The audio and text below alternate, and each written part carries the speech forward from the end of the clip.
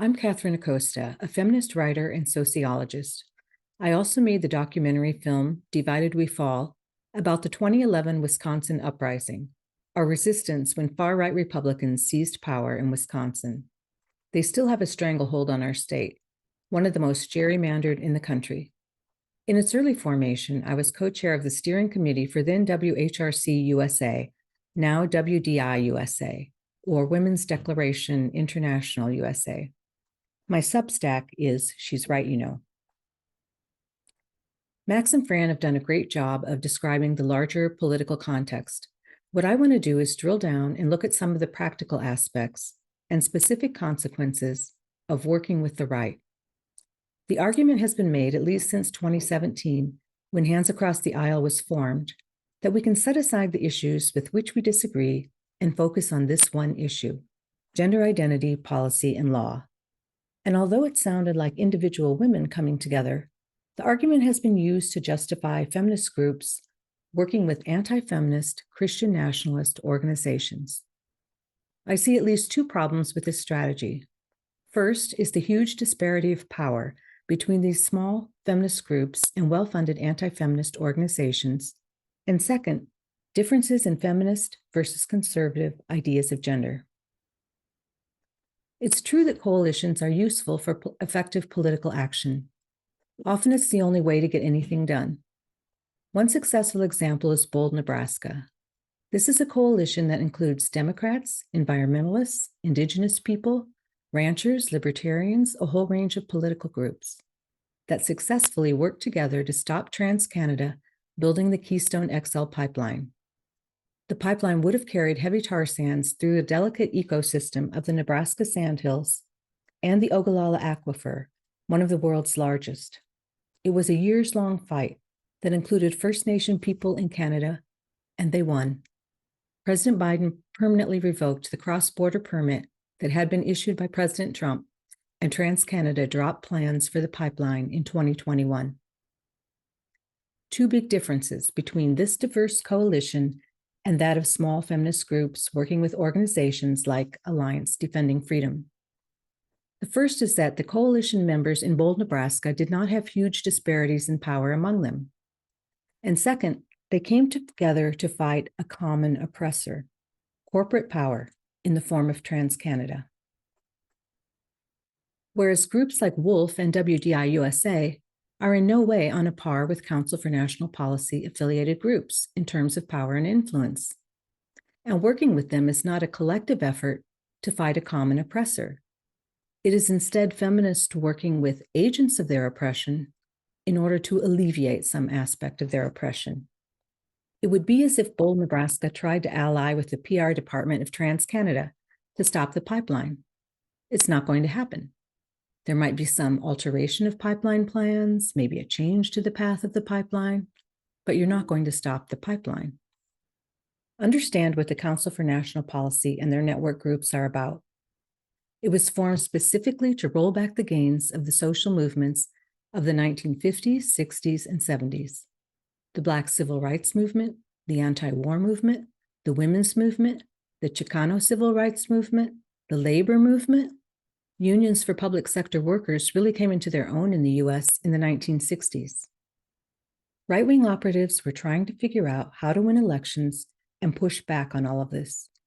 They hit upon the idea of leveraging the evangelical vote after learning that 70% of them had not voted in the '76 election. They successfully targeted that demographic to get Ronald Reagan elected in 1980 and set about building the Council for National Policy, a network of think tanks, public policy organizations, and media.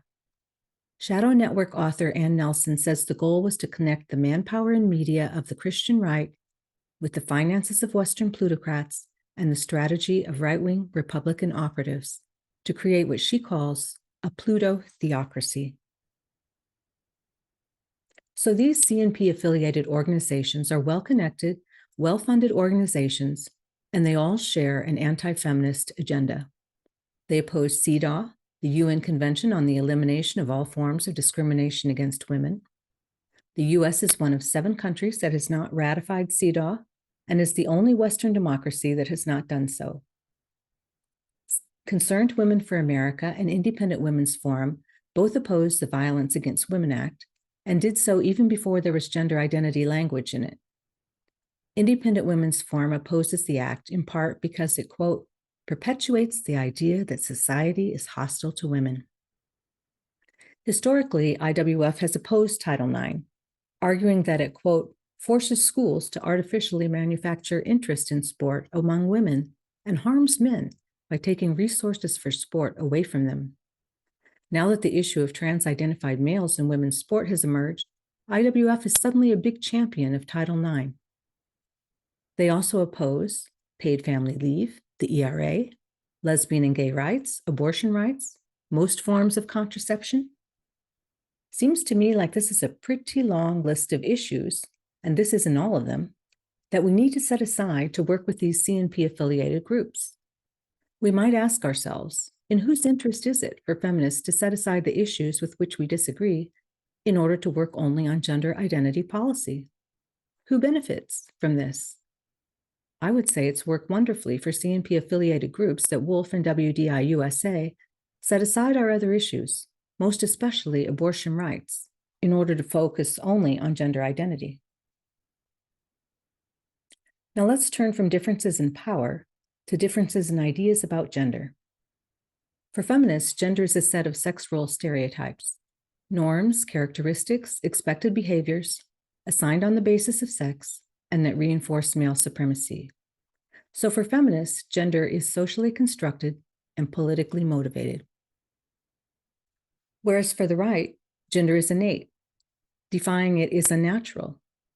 When they speak of gender ideology, they mean feminism, lesbian and gay rights, and transgenderism, and they oppose all of this. They believe that feminists rejecting and criticizing traditional gender roles is a cause of the rise of the transgender movement. And this is filtered down to popular culture as well. One of the first interviews Benjamin Boyce did with Meghan Murphy, he actually said this to her, that feminists were the ones who, as he put it, detached gender from sex, and implied that feminists helped to bring this problem on themselves. So feminists both have less power in any collaboration with CNP organizations, and they see gender differently than anti-feminists. And these differences affect outcomes of jointly produced law and policy. A great example is the Women's Bill of Rights. It was introduced into both the House and Senate last year as a resolution by a number of Republican legislators. The bill is a product of Women's Liberation Front and Independent Women's Voice, the issue advocacy arm of Independent Women's Forum. The bill is endorsed by a number of anti-feminist organizations, such as Concerned Women for America, Heritage, Family Policy Alliance, Eagle Forum, Conservative Political Action Committee, as well as WDI USA. The stated goal is to remedy the problem of gender identity overriding sex in law and policy. So the bill affirms the existence of biological differences between the sexes, that the term sex in federal law is defined as biological sex, and that the terms woman and girl refer to human females. There are several problems with the bill.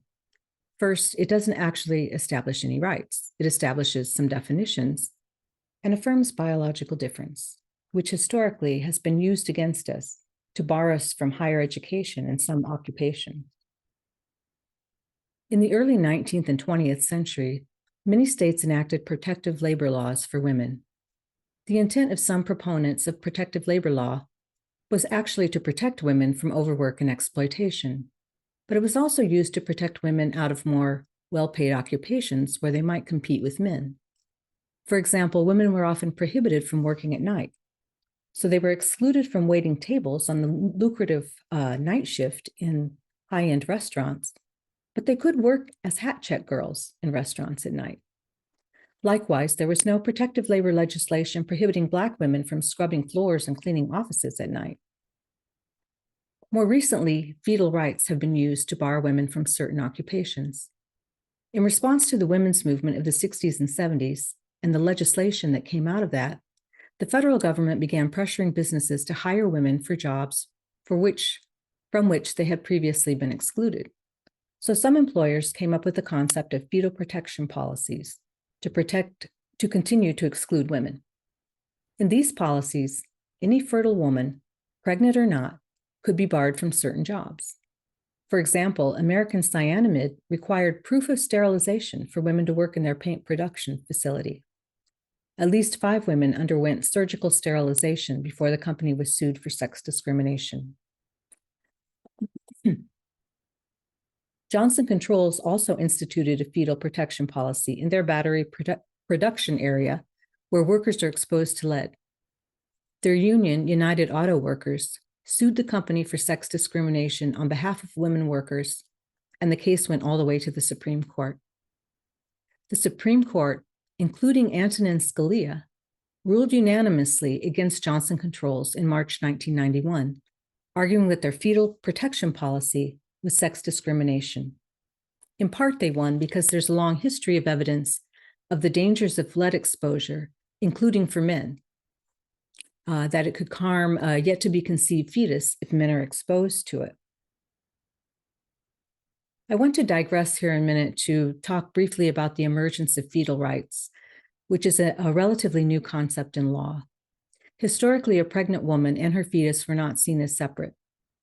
U.S. law evolved from English common law, which did not regulate abortion in early pregnancy because legally they did not recognize the fetus as a separate entity. English common law influenced the development of U.S. state law right up until the Civil War. When laws began to be enacted in the mid-19th century about abortion, they were focused on unscrupulous abortion providers that harmed or killed women. After the Roe v. Wade Supreme Court decision in 1973, anti-abortion activists advanced the idea of fetal rights. The idea was helped along by the development of technology that allowed fetal images. These images of a free-floating fetus, detached from the woman whose body takes on the physical burden and risks of gestation, reinforce notions of a separate entity in need of protection by the state. It's hard to imagine that at this particular moment, when Roe has been overturned, when extreme restrictions on abortion are being enacted and advanced in many states, that this Women's Bill of Rights that merely affirms biological difference without any kind of feminist framework to protect against discrimination would not be used against us. Finally, the Women's Bill of Rights calls for intermediate scrutiny to be applied to sex discrimination cases. There are 3 standards of scrutiny in constitutional law. The highest is strict scrutiny, followed by intermediate, and the lowest is rational basis. Intermediate scrutiny is a standard that emerged in the 1970s when the court first acknowledged sex-based discrimination. So the bill would enshrine a standard for sex discrimination cases that is less strict than for race and for religious-based discrimination, and is not, coincidentally, the standard preferred by the radical right. So clearly, the Women's Bill of Rights does not advance feminist goals. It reflects the interests of the more powerful anti-feminist organization with whom Wolf has partnered. These are some of the fundamental problems I see on a practical, functional level of feminists working with the radical right, that these collaborations favor the interests of the more powerful anti-feminist parties.